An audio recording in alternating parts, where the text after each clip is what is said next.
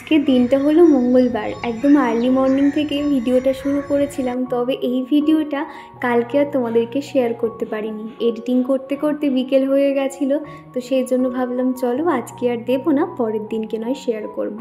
ঘড়িতে এখন এই 6টা মতন বাজে। ঝটপট ঘুম থেকে উঠে পড়েছি, বাসি জামা কাপড় ছেড়ে এবার স্নানটাও সেরে দেখা করছি তোমাদের সাথে। হ্যালো এভরিওয়ান, সুপ্রভাত। কেমন আছো তোমরা সবাই? আশা করছি সবাই খুব ভালো আছো। আমি দীপা, আমার একটা ছোট্ট পরিবারে তোমাদের সকলকে জানাই অনেক স্বাগত, অনেক ভালোবাসা। এই যে আজকে সকাল সকাল স্নান করে আমার ঠাকুর পুজো করা হয়ে গেছে, দেখতে পাচ্ছ। এরপরে এবার টিফিন বানাতে যাব। আর আজকে সকালে না রান্না বান্নার আর সময় পাইনি। ওই যে বললাম এখন করে অত সকালে আর উঠতে পারছি না, তো সেই জন্য আজকে সকালে নর্মাল টিফিন বানিয়ে দেব, ডিম টোস্ট করে দেব। তো মোটামুটি আর চিকুও ঘুম থেকে উঠে পড়েছে আর কি। তো ওই ডিম টোস্ট বানাবো। আগের দিনকে ওই যে কোয়ার্টার যে রুটিগুলো হয় ওগুলো কিনেছিলাম, তো ওইগুলো দিয়ে আর কি ডিম টোস্ট বানিয়ে নেব। তো চলো তোমরা ভিডিওটা দেখতে থাকো। আজকে অনেক সকালবেলা স্নানটা করে নিয়েছি, তার একটা কারণ কি জানো তো, এখন করে দেখছি সকালবেলার দিকে একটুখানি মোটামুটি রোদ থাকে, তবে বেলার দিক থেকে তো বৃষ্টি শুরু হয়ে যায়। তো সেই জন্য ভেবেছি সকাল সকাল স্নান করে জামা কাপড়টা মেলতে পারলে তাহলে জামা কাপড়গুলো শুকিয়ে যাবে। আর এই কদিন ধরে যা পরিমাণে বৃষ্টি শুরু হয়েছে, জামা কাপড় কিচ্ছু শোকাচ্ছে না, কি বিরক্তিকর বলো তো। আর সেখানে যদি জামা কাপড় এরকম স্যাঁতস্যাঁতে হয়ে থাকে কারোরই ভালো লাগে না। তো সেই জন্য কি করে জানো তো, দুপুরবেলা একটা ঘরে আমরা শুয়ে থাকি আর আরও একটা ঘরে ওই সমস্ত ভেজা জামা কাপড়গুলো মেলে দিই, যাতে অন্তত আধ শুকনো হয়ে যায়। এইভাবে জামা কাপড়গুলো শোকাতে হচ্ছে। তো যাই হোক, এখন চলে এসেছি রান্নাঘরে। আগের দিনের খানিকটা দুধ ছিল, দুধটাকে এখন গরম করে নিচ্ছি, তা না হলে নষ্ট হয়ে যাবে। ফ্রিজে রেখে দিই, তো মোটামুটি সকালে উঠেই আর কি দুধটা বার করে রাখি, মোটামুটি নর্মাল টেম্পারেচারে হয়ে গেলে তখন ফুটিয়ে নিই। আর এখন এই যে আজকে সকালে সবার জন্য টিফিনে বানাবো ডিম টোস্ট। এটাই চিকুর পাপাকে দিয়ে দেব, আর বাদবাকি আমরা আর কি টিফিনে খেয়ে নেব। আজকে ডিম টোস্ট একটু অন্যরকমভাবে বানিয়েছিলাম, খেতে কিন্তু বেশ ভালো লাগছিল। আমি সবসময় কি করি, এরকম কোয়াটার পাউরুটিগুলো হয় সেগুলো হচ্ছে কি মাঝখান থেকে দুভাগ করে নিয়ে আর কড়াইয়ের মধ্যে ডিম ভাজার মতন করে দিয়ে উপর থেকে আর কি দিয়ে দিই। তবে আজকে মনে হলো যে না, একদম ছোট ছোট পিস করে নেব। মোটামুটি 3 ভাগ করে নিলে কি হবে, একদম তাহলে ব্রেডটা ডিমের মধ্যে উল্টে পাল্টে নিতে পারবো, তাহলে সেটা হয়তো বেশি ভালো লাগবে খেতে। আর সাথে এর মধ্যে একটু দুধও মিশিয়ে দেব। দেখবে ডিম টোস্টে আমরা যে ডিমের যে ব্যাটারটা বানাই তার মধ্যে যদি একটু দুধ দিতে পারি না, তাহলে কিন্তু ডিম টোস্ট অনেকক্ষণ পর্যন্ত নরম থাকে আর খেতেও কিন্তু বেশ ভালো হয়। আর ওদিকে দেখতে পাচ্ছ চিকুও কিন্তু ঘুম থেকে উঠে পড়েছে। আর চিকু কিন্তু এরকম কোয়াটার রুটিগুলো খেতে খুব পছন্দ করে। যখনই দেখেছে আমি এরকম পাউরুটি আজকে কিছু একটা বানাচ্ছি, অমনি ওর ছোট চেয়ারটা নিয়ে কিন্তু দেখতে এসেছে আমি কি রান্না করছি। ও অনেকক্ষণ থেকে বলছে মা কোলে নাও কোলে নাও, তবে আমি তো নিচ্ছিলাম না। অমনি ওর ছোট চেয়ারটা এনে দেখো এরকম লাভ মেরে উঠে গেছে আর কি। তো মোটামুটি আমি অল্প তেলে ডিম টোস্টগুলো ফটাফট ভেজে নিয়ে, এই ডিম টোস্টের মধ্যে কিন্তু একটু পেঁয়াজ কুচি লঙ্কা কুচি দিয়ে খেতে আমার বেশি ভালো লাগে, সেই জন্য একটা বড় পেঁয়াজ কিন্তু দিয়ে দিয়েছিলাম। তবে কাঁচা লঙ্কা তো ছিল না, সেই জন্য কাঁচা লঙ্কা দিতে পারলাম না। এখন করে কাঁচা লঙ্কার যা দাম বেড়ে গেছে, সেই জন্য কয়েকদিন ধরে কাঁচা লঙ্কা আনাবো করে আর আনানোই হচ্ছে না। তো যাই হোক, চিকু এখন দাঁড়িয়ে আছে কখন ওকে দেবো বলে। এটা কি খাচ্ছ বাবি? আমার দিকে তাকাও, এটা কি খাচ্ছ বলো? হ্যাঁ চিকেন বলো। ডিম টোস্ট। ডিম ওই দেখো ঠাকুরকে জিজ্ঞাসা করছে, ঠাকুর ডিম টোস্ট খাবে?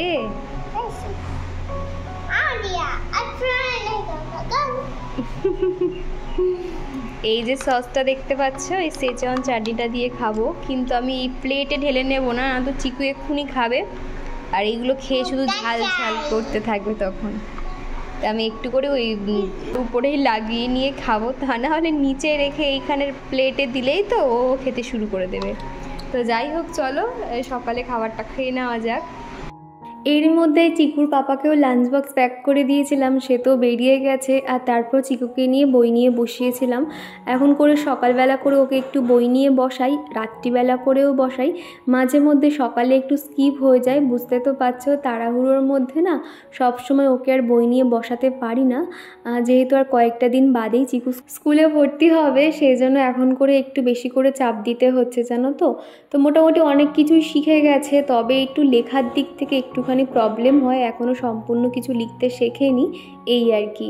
আর তারপরে দেখো বিছানাটা এখন আমি একটু পরিষ্কার করে নিচ্ছি। এখন একটু বৃষ্টিটা থেমেছে, সেই জন্য জানালাগুলো খুলে দিচ্ছি, তা না হলে বাইরে থেকে এত পরিমাণে বৃষ্টির ঝাড় চলে আসে, তখন কিন্তু আর এই জানালাগুলো খুলতে পারি না, তখন অন্ধকার অন্ধকার লাগে। তো সেই জন্য এখন বৃষ্টিটা থামার জন্য জানালাগুলো খুলে দিলে না বেশ দেখেছি আলো বাতাস আসে, একদম কিন্তু আলো আলো হয়ে থাকে, তখন কিন্তু ঘরে আর লাইট না জ্বাললেও চলে যায়। তো মোটামুটি দেখো এইদিকে আমি যে বেডশিটটা টান টান করছি, আমার কোনো এক বন্ধু বলেছিলে দীপা তুমি যখন বেডশিট এরকম গুছিয়ে নেবে এই ধারের দিকগুলো না তুমি কখনো গুছবে না, ছেড়ে রাখবে, তাহলে দেখবে দেখতে বেশি ভালো লাগবে। তবে কি জানো তো, মানে জানি ভালো লাগে ছেড়ে রাখলে, কিন্তু যখন দেখবে পাখা চলবে তখন কিন্তু বেডশিটটা এরকম মানে উঁচু নিচু হতে হতে না কেমন একটা অগোছালো মতন হয়ে যায়, কিংবা বাচ্চারা লাফালাফি করলে না সেই জিনিসটা কিন্তু অত সুন্দর থাকে না। তবে তুমি যদি এরকম ফোল্ড করে নাও না তাহলে দেখবে একদম টান টান থাকে। তো সেই জন্য আমি ধারের দিকগুলো একদম অল্প বেডশিট রাখি, ওই সবাই ওঠানামা হতে হতে কিন্তু এমনিতেও বেডশিট সরে আসে, তখন ঠিকঠাক মাপে হয়ে যায় আর কি।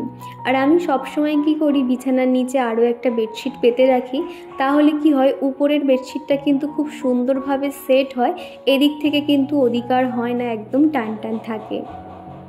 আর এখন যে ভয়েস ওভার করছি একটু টুকটাক আওয়াজ পাবে, আসলে আমাদের উপরে যে যারা থাকে ওরা ছোট একটা তোমার ওয়ার্ড্রপ মতন বানাচ্ছে বাড়িতেই আর কি, কাঠমিস্ত্রি এসেছে, তো সেই জন্য দুমদাম এরকম আওয়াজ হচ্ছে, তোমরা একটুখানি আওয়াজটাকে অ্যাভয়েড করে আমার ভিডিওটা দেখো। আর প্রিয়াঙ্কা দিদিভাই বলেছো দীপা আমার প্রচুর পরিমাণে হেয়ার ফল হচ্ছে, প্লিজ একটা হেয়ার কেয়ারের ভিডিও দাও, দুর্গাপুজোর আগেই কিছু একটা টিপ শেয়ার করো, তাড়াতাড়ি সুস্থ হয়ে ওঠো। তো থ্যাংক ইউ দিদিভাই। আর প্রথমেই বলি এই বর্ষার ওয়েদারে কিন্তু কম বেশি সবারই চুল উঠছে, তবে তোমাকে বলবো তুমি সবসময় চেষ্টা করবে স্ক্যাল্পটা একদম পরিষ্কার রাখার, অন্তত সপ্তাহে 2 থেকে 3 দিন শ্যাম্পু দাও, তাহলে দেখবে চুলটা কিন্তু পরিষ্কার থাকলে তখন অতটা হেয়ার ফল হবে না। যেমন ধর আমি আমার কথা বলি, আমি কিন্তু এখন এই সময়টাতে তেলটা একদম অ্যাভয়েড করছি, মোটামুটি 1 ঘন্টা মতন রেখে আমি সাথে সাথে শ্যাম্পু করে নিচ্ছি, সেই জন্য কিন্তু আমার অতটাও প্রবলেম হচ্ছে না। তবে মাঝে করে আমারও প্রচণ্ড হেয়ার ফল শুরু হয়েছিল, তবে যেখান থেকে আমি সপ্তাহে 3 দিন শ্যাম্পু করা ধরলাম তখন থেকে দেখছি আমার অতটাও হেয়ার ফল হচ্ছে না। তবে তুমি একটুখানি তোমার শ্যাম্পুটা নয় চেঞ্জ করে দেখতে পারো, কিংবা সপ্তাহে 2 থেকে 3 দিন শ্যাম্পু করে দেখতে পারো, চিন্তার কোনো কারণ নেই। এই বর্ষার ওয়েদারে কিন্তু দেখবে একটু খোঁজ নিয়ে সবারই কিন্তু কম বেশি চুল ওঠে। আর এদিকে এই যে ল্যাপটপ রাখার যে টেবিলটা দেখতে পেলে, এই জায়গাটা না বেশ ধুলো পড়েছিল, পিছনে সব তারফারগুলো রাখা হয়েছে, তো যার জন্য উপর থেকে হালকা ফুলকা সবসময় পরিষ্কার করলেও ভিতরের দিকে ধুলো হয়েছিল, সেগুলো সম্পূর্ণটাই নামিয়ে আমি আবার মুছে মুছে যেটা যেখানে ছিল সেখানে রেখে দিয়েছি। আর এই সাইডে কয়েকটাও চিকুর পাপার অফিসের খাতা ডায়েরি এগুলোই আর কি রাখা ছিল, সেগুলোও মুছে মুছে সুন্দর করে গুছিয়ে নিয়েছি। আমার বেডরুমে আমি সবসময় চেষ্টা করি প্রত্যেকটা জায়গা যাতে নিট অ্যান্ড ক্লিন থাকে, আমি কোনো জায়গা কিন্তু অগোছালো করে রাখি না। তার কারণ কি জানো তো, তুমি একটা জিনিস হয়তো এখন অগোছালো করে রাখলে কিন্তু সেটার সাথে সাথে না গোছালে না সেই অগোছালোটা কিংবা ধুলোটা কিন্তু আস্তে আস্তে বাড়তে থাকে, তখন কি হয় আমাদের খাটনি কিন্তু অনেকটাই বেড়ে যায়। আর আগের ভিডিওতে সৌম্য ঘোষ আইডি থেকে এক দিদিভাই আমাকে কমেন্ট করেছে, দীপা আমি দুর্গাপুর থেকে তোমার ভিডিও রোজ দিন দেখি, তোমার প্রেজেন্টেশনের জন্য, তোমার গুণের জন্য, তোমার সিম্পলি লাইফস্টাইলটা অসামান্য। প্রথমেই বলি অসংখ্য ধন্যবাদ দিদি তোমাকে, তুমি যে এত সুন্দর একটা কমেন্ট করেছে আমার ভীষণ পছন্দ হয়েছে, আসলে তোমার দেখার চোখটাই অনেক সুন্দর। আমি তো আমার দিক থেকে 100% দিয়েই কিন্তু আমি সবসময় ভিডিও এডিটিং করার চেষ্টা করি, জানি না কতটা তোমাদের মন জয় করতে পারি, তবে এই সমস্ত তোমাদের কমেন্টগুলো পেলে না আমি কিন্তু ভীষণ মোটিভেট হই। তার কারণ আমরা যারা ভিডিও বানাই আমরা জানি যে একটা ভিডিওর পিছনে কতটা পরিশ্রম করতে হয়, কতটা এফোর্টস দিতে হয়।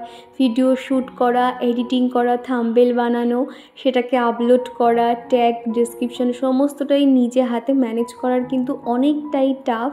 তো সেই জন্য তো মানে এই যে বিষয়গুলো, যে তোমাদের কমেন্ট বা তোমাদের লাইক কিন্তু আমার কাছে ভীষণ ইম্পর্টেন্ট।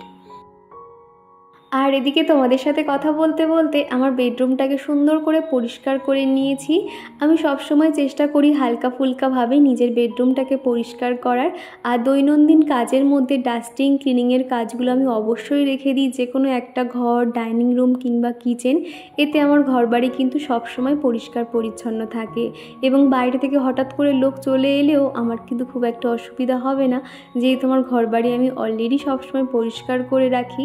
তো সেই জন্য তোমাদেরকে বলবো, তোমরা যারা একা হাতে ঠিক আমার মতন সমস্ত কিছুই সামলাতে হয়, একদিনে সমস্ত কিছু না করে যদি একটু রুটিন ওয়াইজ তোমরা কাজ করতে পারো, সেক্ষেত্রে তোমাদের কিন্তু অনেকটাই সুবিধা হবে।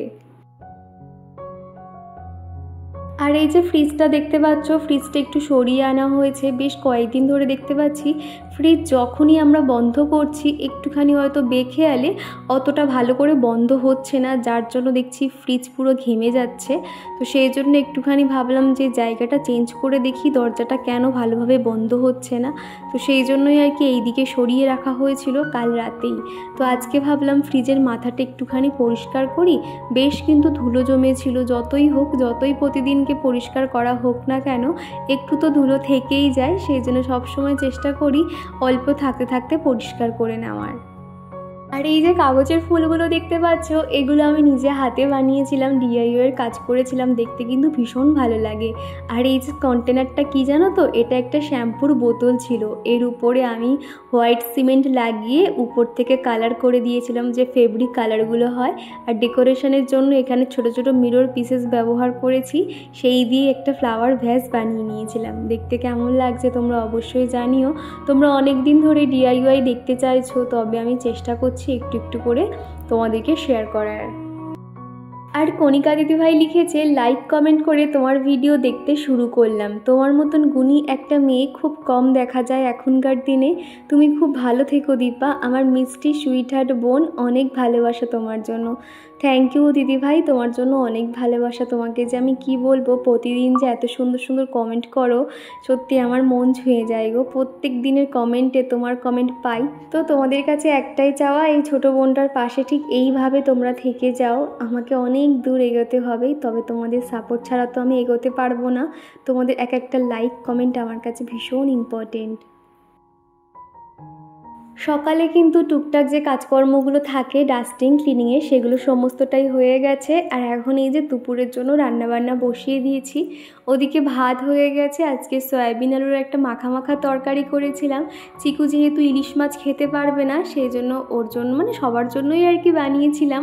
আর তারপরে দেখো কয়েকটা ইলিশ মাছ ছিল, নুন হলুদ মাখিয়ে সর্ষের তেল মাখিয়ে ম্যারিনেট করে রেখেছিলাম। আজকের ইলিশ বেগুনটা প্রথমবার আমি এইভাবে বানিয়েছি, এত সুন্দর খেতে হয়েছিল। প্রথমে বেগুনগুলোকে হালকা করে নুন হলুদ দিয়ে ভেজে নিয়েছি, তারপর তেলের মধ্যে কালো জিরে, সামান্য হলুদ, লাল লঙ্কা গুঁড়ো আর ঝাল লঙ্কা গুঁড়ো হালকা নাড়াচাড়া করতেই কিন্তু ভাজা মাছ, মানে ওই নুন হলুদ মাখানো আর কি ম্যারিনেট করা মাছগুলো আমি দিয়ে সামান্য উল্টে পাল্টে দেবো। যখন দেখবে একটু গ্রেভিটা শুকিয়ে এসছে, তখন উপর থেকে জল গরমটা দিয়ে দিলেই তৈরি হয়ে যাবে ইলিশ বেগুন। এই যে ইলিশ মাছ কিন্তু কাঁচা রান্না করলে একরকম টেস্ট হয়, আর তুমি ভেজে রান্না করলে আরেক রকম টেস্ট হয়। আমার তো দুরকমই ভীষণ ভালো লাগে। তবে ভাজলে কি হয়, ইলিশ মাছের তেলটা পাওয়া যায়, সেই তেলটা দিয়ে ইলিশ মাছ খেতে এত ভালো লাগে। তবে আজকে তো এইভাবে রান্না করলাম, এখনও খানিকটা ইলিশ মাছ আছে, ভাবছি পরের কোনো একটা দিন একটুখানি ইলিশ মাছ ভেজে বেগুন দিয়ে রান্না করব। তো দেখো একদম মাখা মাখাভাবে বানিয়ে নিয়েছি, দেখতে যেরকম লোভনীয় ছিল, খেতেও কিন্তু বেশ ভালো হয়েছিল। আমি তো একটু চিন্তায় ছিলাম কেমন খেতে হবে, তবে চিকুর পাপা রাতে খেয়ে বলেছিল যে হ্যাঁ ভীষণ ভালো হয়েছে। তারপরে কিন্তু রান্নাবান্না শেষ করে চিকুকে স্নান করিয়ে দিয়েছিলাম। তারপর মা ছেলেতে মিলে বসে দুপুরের খাওয়া দাওয়াও সেরে নিয়েছি। আজকে খানিকক্ষণ ঘুমিয়েছি, মোটামুটি আধ ঘন্টা মতন শুয়েছিলাম। তারপরে উঠেই সন্ধে টন্ধে দেওয়া হয়ে গেছে, আর এখন এই যে ঘড়িতে 7:30 পৌনে 8টা মতন বাজবে আর কি। তো ভাবলাম চলো একটু পরেই তো চিকুর পাপা এসে যাবে, তাহলে টুকটুক করে কাজকর্মগুলোকে এগিয়ে নিয়ে যাওয়া যাক, যেহেতু রাতে আজকে তাড়াতাড়ি শুয়ে পড়তে হবে। ভাবছি কালকে একটু সকালে রান্নাবান্নার দিকে যাব আর কি, কেননা সকালে তো রান্নাবান্না ঝক্কি নিচ্ছি না, যার জন্য সকালে অত তাড়াতাড়ি মানে তাড়াহুড়ো থাকে না, তবে ওই যে ঘুম ভেঙে যায়। তো সেই জন্য ভাবলাম আজকে একটু তাড়াতাড়ি শুয়ে পড়ি। মোটামুটি আমি তো ঘুম থেকে উঠি 6টা নাগাদ, আরও আগে উঠতে হবে, তাহলে মোটামুটি 8:30টার মধ্যে সমস্ত রান্নাবান্নাই সেরে নিতে পারবো। আমি সব সময় রাতে খাওয়া দাওয়ার পরেই চুলগুলো বেঁধে নিই, তবে আজকে ভাবলাম যে চলো খেয়ে দিয়ে তো আর ইচ্ছে করে না, এখনই তাহলে চুলটা বেঁধে নিজে একটু রেডি হয়ে নিই। তো সেই জন্য দেখো চুলটা বিনুনি করে নিয়েছি। আর এই সময় কিন্তু বর্ষার ওয়েদারে সবারই তো কম বেশি চুল উঠছে, সেই জন্য বলবো একটু চুলের একটু স্পেশাল কেয়ার করা দরকার, তাহলে চুলগুলো কিন্তু অতটাও উঠে যাবে না। তো আমি হালকা করেই কিন্তু বিনুনিটা সেরে নিয়েছিলাম। তারপর নিচের দিকে এখন ছোট্ট করে একটা গার্ডার লাগিয়ে দিচ্ছি। তারপরে আমি টিপ, সিঁদুর, লিপ বাম একটু দিয়ে দিয়েছি। তারপর সোজা চলে যাব রান্নাঘরের দিকে। আমি চিকুকে এখন করে যখনই দুপুরে ঘুম পাড়াই না কেন, আমি কিন্তু ওকে মশারি টাঙিয়েই ঘুম পাড়াই। আর এই বর্ষার ওয়েদারে কিন্তু মশার উৎপাত প্রচুর। তোমরা তো দেখেছোই বাড়ির সাইডটাতে পুরো যে মাঠ ছিল, সেই মাঠে পুরো জল থই থই করছে, যার জন্য চিকুর পাপা সবসময় বলে মশারি ছাড়া কিন্তু চিকুকে না শোয়াতে। সেই জন্য আমি দুপুরবেলা মশারি টাঙিয়েছিলাম, সেটা এখন মানে ওঠানো হয়নি, এক ধারে সরিয়ে রেখে দিয়েছি, যেহেতু রাতে একটু পরেই বিছানা করা হবে, সেই জন্য আমি মশারিটা আর খুলিনি, এক সাইড থেকে ঝেড়ে নিয়েছিলাম। তো চিকু এখন ওই যে এক ধারে বসে খেলা করছে। তো ভাবলাম আমি আগে এদিকে টুকটুক যে কাজকর্মগুলো আছে সেগুলো সেরে নিই, তারপরে ওকে আবারও বই নিয়ে বসাবো। আর এই কয়েকদিন ধরে যেখান থেকে প্রচণ্ড পরিমাণে বৃষ্টি শুরু হয়েছে, একটা জিনিসের উৎপাত বেড়ে গেছে, সেটা হচ্ছে কি ইঁদুরগুলো যে কোথা দিয়ে আসছে, ইঁদুর না ছুঁচো বুঝতে পারছি না, ফ্রিজের পিছনের দিকে না পুরো পটি করে ভরে দিয়েছে, যার জন্য এত গা ঘিনঘিন করে, বুঝতে পারছি না এগুলো কোথা দিয়ে আসছে। ঘরে কিন্তু কোথাও দেখতে পাই না, তবে যখনই ওরকম নোংরা করে রাখে তখনই চোখে পড়ে, এত খারাপ লাগে দেখতে। ভাবছি একটুখানি বিষ নিয়ে নিতে হবে, কোথা দিয়ে যে এটা ঢুকছে সেটাই বুঝতে পারছি না, যেহেতু আমার নিচে একদম ঠাকুর ঘর রয়েছে, কোন দিন কোথায় হয়তো কোনো বড়সড় ক্ষতি করে দেবে, পিকচারগুলো কোথায় হয়তো ছিঁড়ে ফিরে দেবে। তো সেই জন্য ভাবছি তার আগে থেকে একটু বিষ নিয়ে নিতে হবে। তো মোটামুটি আর রাত্রিবেলা না ঘর ফর ঝাঁট দিয়ে তো ধুলো বাইরে ফেলি না, ওই এক ধারেই বেলচার মধ্যে করে রেখে দিই, আর সেরকমই ওই ধারে রেখে দিয়েছি, আর ওদিকে পর্দাগুলো দিয়ে দরজাটা বন্ধ করে দিয়েছি। তোমরা অনেকেই বলেছিলে দিদিভাই তুমি কিভাবে আই মেকআপ করো বা কিভাবে তুমি চটজলদি মেকআপ করো একটু শেয়ার করতে। তো সেই জন্য আগের দিনকে কমিউনিটি পোস্টে একটা শেয়ার করেছিলাম, তোমাদের মতামত জানতে চেয়েছিলাম, তোমরা অনেকেই জানিয়েছো। তো আমার ইচ্ছে আছে আমি কোনো একটা দিন লাইভে আসবো, এসে তোমাদেরকে আমি আই মেকআপ বা ফেস মেকআপ আমি তোমাদেরকে দেখিয়ে দেবো, খুব চটজলদি, দেখতে কিন্তু ভীষণ ভালোও লাগে, আর একটা গ্ল্যামারাস বলতে পারো লুক দিতে পারবে। তো খুব তাড়াতাড়ি দুর্গাপুজোর আগেই তোমাদেরকে আমি সেই লুকটা শেয়ার করে দেবো, আশা করছি তোমাদের অনেক উপকারে আসবে। তো যাই হোক, এদিকে কিন্তু আমি দুদিনেকার জামা কাপড় নিয়ে বসেছি সেগুলো ভাঁজ করতে। মোটামুটি ছোট চেয়ারটার মধ্যে পুরো ভরে ছিল, সেগুলো এখন একটা একটা করে নিয়ে যার যেখানে থাকে আর কি সেগুলো সেখানে গুছিয়ে রাখছি। এই জামা কাপড়ের জন্য কিন্তু ঘরবাড়ি দেখতে আরও বেশি অগোছালো মনে হয়, তো সেই জন্য সবসময় চেষ্টা করি গুছিয়ে রাখার। তবে আমি জোর হয়তো একদিন কিংবা দুদিন গোছাই না, কিন্তু তারপরে কিন্তু ঠিক আমি সেগুলো গুছিয়ে রাখি। মাঝে মধ্যে জামা কাপড় গোছানোর কাজটা আমার কাছে যেন বড় একটা অলসতার কাজ বলে মনে হয়, তবে যখনই একবার ভাঁজ করতে বসি তখন কিন্তু আর অলসতার মনে হয় না, তখন মনে হয় কতক্ষণে সমস্ত কিছুই আমি ঠিকঠাকভাবে গুছিয়ে জায়গায় রাখতে পারবো। আর এই যে ওয়ার্ড্রপটা দেখতে পাচ্ছ, এত বড় জায়গা, এখানে আমাকে মাথা নিচু করে আর কি ভিতরের দিকে নিয়ে তারপর জামা কাপড়গুলো রাখতে হয়, এত বড় জায়গা আর কি। আর এখানেই শুধু চিকুর পাপা জামা কাপড়গুলো রাখা হয়, ও একাই এখান থেকে জামা কাপড় নেয়, তাও কিন্তু অগোছালো করে ফেলে। আমি আবার সময় মতন সেগুলো ঠিকঠাক করে রেখে দিই, তা না হলে অল্প থাকতে থাকতে আরও অগোছালো হয়ে গেলে আমার খাটনি আবার বেড়ে যাবে। তো সেই জন্য অল্প থাকতে থাকতেই জামা কাপড়গুলো আর কি সবসময় গুছিয়ে রাখি। তো উপরের এই যে ওয়ার্ড্রপটাতে কিন্তু আমার সমস্ত জামা কাপড় থাকে ডেলি বেসিসে, যেগুলো আর কি লাগে। তারপরে কিন্তু রাতের খাওয়া দাওয়া সেরে নিয়েছিলাম, এদিকে রান্নাঘরও একদম ঝকঝকে তকতকে করে পরিষ্কার করা হয়ে গেছে। এই যে বন্ধুরা, রাতের খাওয়া দাওয়া কমপ্লিট, ঘড়িতে এখনও 10:30 মতন বাজে। আজকে অনেক তাড়াতাড়ি সমস্ত কাজকর্মই হয়ে গেছে আর কি। চিকুর পাপা আর চিকু বিছানাতে শুয়ে পড়েছে, এবার আমি যাব। মোটামুটি আমার স্কিন কেয়ার করা হয়ে গেছে, আর চুল তো সন্ধেবেলা বেঁধে নিয়েছিলাম। আর তোমরা তো দেখতে, আমি মোটামুটি প্রায় 1 মাস মতন সেই সুই ধাগা যে একটা দুল পরতাম এখান থেকে চেন ঝুলতো, সেটা না, ওটা যেহেতু ইমিটেশনের কিনেছিলাম, রঙটা একটুখানি ফেড হয়ে গেছিলো বলে আমি আজকের এই সোনার দুলটা আর কি পরলাম। এই যে দুলটা দেখতে পাচ্ছ, এটা আমি বিয়েতে পেয়েছিলাম, একটা কাকিমা দিয়েছিল। তো ভাবলাম যে চলো এই দুলটা, ভাবলাম এখন এই কটা দিন একটুখানি দুলটা থাক, তারপরে আর কি আবার খুলে রেখে দেবো, যেহেতু অনেকটা বড়, তো রাত্রিবেলা শুতে টুতে গেলে না আটকে, মানে এখানে ওখানে আটকে যায়, চুলে আটকে যায়, সেই জন্য খুব অসুবিধা হয়। এই রকমই দুল আমার বিয়েতে আমার মানে মামা দিয়েছিল, সেম পুরো দুল, তবে সেটা অনেকটাই বড়। এটা যেরকম তোমার রয়েছে 2 থাকের, সেটা রয়েছে 5 থাকের, এত লম্বা আর কি। সেই দুলটা ভীষণ সুন্দর, বড় আর ভারী। মোটামুটি ওটা যখন কোথাও যাই তখনই ব্যবহার করি, তা না হলে এইটাই আমি টুকটাক আর কি ভাবলাম যে ঘরেই ব্যবহার করি। আর টুকটাক বিয়েতে এরকম মানে শুধু জাস্ট এই যে এইটুখানিটা মতন বিয়েতে না এরকম সেম 2-3টে পেয়েছি, কিন্তু মানে সেগুলো এতটাই পাতলা, এতটাই ঠুনকো, মানে একটুখানি চাপ পড়লেই বেঁকে যাবে, তো সেইগুলো তো আর ব্যবহার করা যায় না, ওইগুলো ওইভাবেই রয়েছে। ওগুলো যে কারা দিয়েছে আমি নিজেও জানি না। তো যাই হোক, ওইগুলো ওইভাবেই আছে, আর সেগুলো না কেমন তামাটে তামাটে মতন হয়ে গেছে, সোনার দুল বলে মনেই হবে না। তো সেখান থেকে খুঁজে খাজে এটা পেয়েই আর কি সবেই মানে এই সকালেই আর কি বার করেছিলাম। তো যাই হোক, এইটা বেশ ভাল লাগছে, বেশ অনেক দিন বাদে পড়লাম তো।